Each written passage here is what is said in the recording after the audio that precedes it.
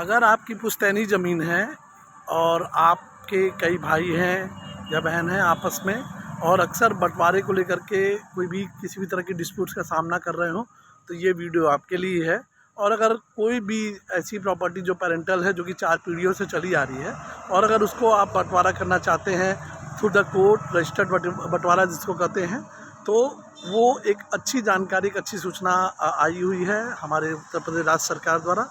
तो मैंने सोचा कि इस पर एक वीडियो बनाऊं और एक वीडियो से आपको डिटेल में कंसल्टिंग करके आपको इसके होने वाले लाभ के बारे में बताऊं।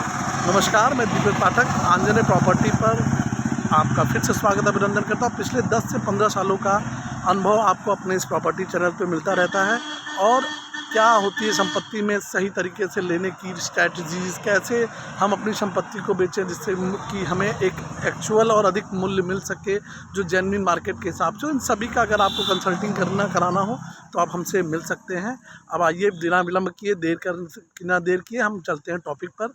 अगर आपकी पारिवारिक संपत्ति है जो पिछले 4 पीढ़ियों से चली आ रही है और आप चाहते हैं कि इसमें बंटवारा कराना चाहते हैं, तो पहले क्या होता था, पहले नियम सरकार के द्वारा ये होता था कि अगर आप अपनी पारिवारिक संपत्ति का बंटवारा कर रहे हैं तो उसमें लगभग 4% स्टाम्प लगता था और 1% उनकी रजिस्ट्री शुल्क लगती थी, यानी टोटल 5% का शुल्क लगा करता था। लेकिन सरकार ने इस सारी चीज़ों को देखते हुए, भारी भरकम बोझ जो स्टाम्प और रजिस्ट्री का शुल्क होता था, इनको देखते हुए लोग अक्सर न्यायालय में आने से बचते थे। तो होता क्या था कि वाद विवाद बढ़ता था।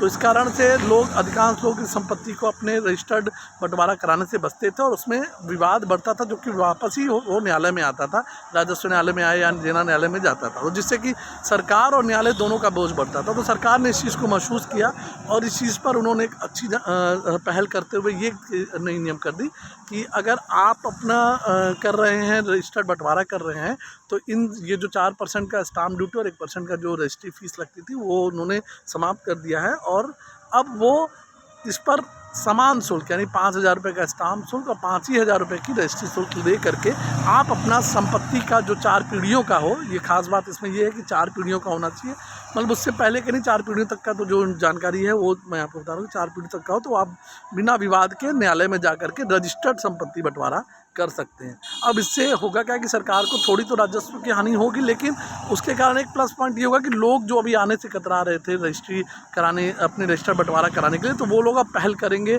क्योंकि स्टाम्प ड्यूटी और रजिस्ट्री फीस कम हो रही है। तो लोग अब जल्द से जल्द पहल करके अधिक से अधिक संख्या में ये जो संपत्ति, विवादित संपत्तियों का बंटवारा है वो आसानी से कर सकेंगे, जिससे क्या होगा कि न्यायालय का भी बोझ कम होगा। और जो भी संपत्ति का बंटवारा होगा, तो अगर कोई एक पक्षकार अपना बेचना भी चाहेगा तो उससे जो बेचेगा तो उसमें तो रजिस्ट्री की फिर वो नो कॉमन जो फीस की चार्जेस होते हैं 7% और 1% की, वो फिर लगती है, तो वो सरकार को उससे राजस्व मिल जाएगा।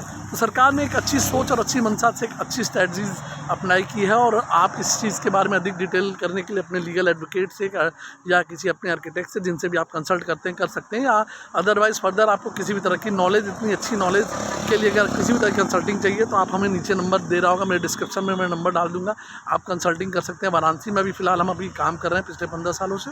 तो अगर वाराणसी से संबंधित किसी भी तरह की प्रॉपर्टी से रिलेटेड, किसी भी तरह की कमर्शियल प्रॉपर्टी से, रेजिडेंशियल प्रॉपर्टीज़ में अगर रिक्वायरमेंट हो, या कभी भी किसी तरह की कंसल्टिंग ही चाहते हो करना कि पाठक जी हमें प्रॉपर्टी लेनी, क्या इसका स्कोप हो सकता है, तो आप बेशक आप हमसे मिल सकते हैं। आगे की नवीन जानकारी के लिए और कौन कौन सी जानकारी आपको अच्छी लगती है, चाहिए, आप कमेंट बॉक्स में डाल सकते हैं। हम आपको नई नई जानकारी अपने चैनल पर देते रहेंगे। तब तक आपका दिन शुभ हो। धन्यवाद, बने रहिएगा अपने इस चैनल पर जिसका नाम है आंजनेय प्रॉपर्टी। मैं दीपक पाठक आप सबका स्वागत अभिनंदन करता हूँ। तब तक आपका शुभ दिन हो। धन्यवाद, प्रणाम।